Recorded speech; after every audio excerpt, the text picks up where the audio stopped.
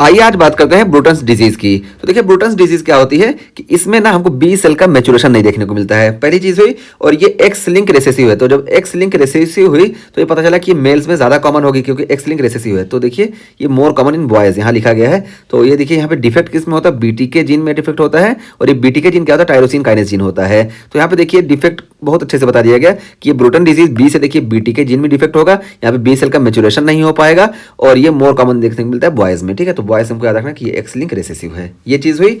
और यहाँ पे हमको प्रेजेंटेशन क्या देखने को मिलेगी। अच्छा, प्रेजेंटेशन देखने से पहले एक बार हमको इम्यूनोलॉजी का जो हमारा सबसे पहला मॉड्यूल है ना वो देखना चाहिए। सबसे पहला जो हमारा वीडियो है उसको देखें, वहां पे हमने लिम्फ नोड को अच्छे से एक्सप्लेन किया है। बस हमें अभी यहाँ पे बता दें कि ये जो लिम्फ नोड होता है, ये बाहर वाला जो हिस्सा होता है, ये इसको हम बोलते हैं कॉर्टेक्स। ठीक है, तो कॉर्टेक्स में देखिए हमारे फॉलिकल्स प्रेजेंट होते हैं और इस फॉलिकल्स में ये देखिए बी सेल प्रेजेंट होते हैं। तो ये प्राइमरी फॉलिकल जो होते हैं यहाँ पे हमको प्रोलिफरेशन नहीं देखने को मिलता है, लेकिन जो जर्मिनल सेंटर वाले होते हैं ना, यानी जहाँ पे हमको प्रोलिफरेशन देखने को मिलता है, इसमें हमको जर्मिनल सेंटर देखने को मिलता है। ओवरऑल हमारा मेन मोटिव क्या है कि बी सेल यहाँ पे जो है कॉर्टेक्स में प्रेजेंट होते हैं। ठीक है, और ये बी सेल जब प्रेजेंट होते हैं तो ये बी सेल क्या करते हैं, यही बी सेल सारे जितने भी तरह की एंटीबॉडीज हैं सबका फॉर्मेशन यही बी सेल करते हैं।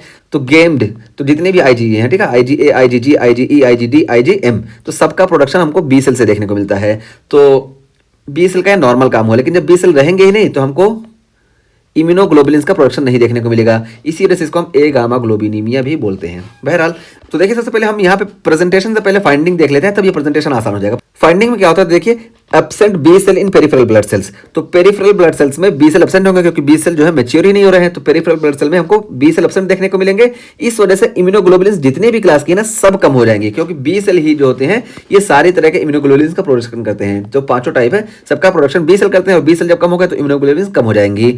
तो इस वजह से इसको देखिए हम बोले गामा ग्लोबिनीमिया। ठीक है, ए गामा ग्लोबिनीमिया, क्योंकि जितने भी ग्लोबुलिन्स हैं ये गामा ग्लोबुलिन्स होती हैं। तो इसी वजह से बोले ए गामा ग्लोबिनीमिया, और ये एक्स लिंक है तो इसी वजह से एक्स लिंक ए गामा ग्लोबिनीमिया हम बोल दिए कि यहाँ पे सारे इम्यूनोग्लोबुलिन का प्रोडक्शन नहीं होता है, ये चीज हुई।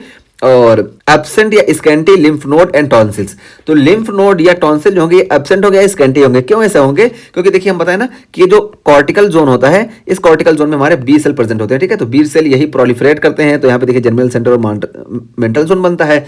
लिम्फ नोड के टॉपिक में हम अच्छे से बात करके आए हैं ये चीज। तो ये चीज हुई, और इसी वजह से हमको एब्सेंट या स्कैंटी लिम्फ नोड और टॉन्सिल देखने को मिलेंगे, क्योंकि primary follicles and germinal centre absent. तो देखिए ये प्राइमरी फॉलिकल्स और ये जर्मिनल सेंटर ये सब एब्सेंट होंगे, क्योंकि बी सेल है ही नहीं तो ये एब्सेंट होंगे।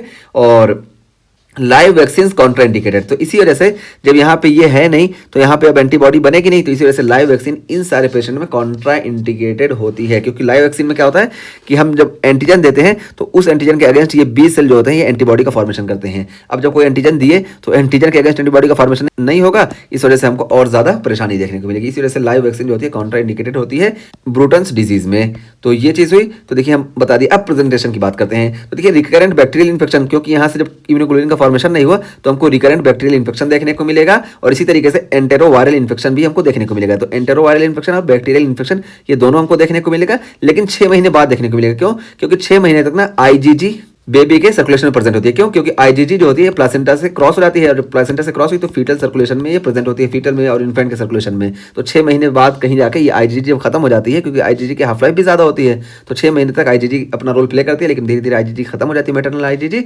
और इस वजह से हमको रिकरेंट बैक्टीरियल इन्फेक्शन या इंटेरोवायरल इन्फेक्शन देखने को मिलता है। और वायरल इन्फेक्शन हमको उतना नहीं देखने को मिलता है, क्योंकि वायरल इन्फेक्शन जो होता है ना ये टी सेल मीडिएटेड होता है। ठीक है, टी साइटोटॉक्सिक सेल का इसमें रोल होता है, इसमें सेल मीडिएटेड इम्यूनिटी काम करती है। और यहाँ पे देखिए ये टी सेल वाले जो जोन है ये काम करेंगे। तो इस वजह से हमको यह ब्रूटन डिजीज में रिकरेंट बैक्टीरियल इन्फेक्शन देखने को मिलता है। तो ये हमारे ख्याल से पूरा टॉपिक कंप्लीट हो गया, और टॉपिक को हम बहुत अच्छे से एक्सप्लेन कर दिए। ठीक है, सारी चीज़ें बता दिए।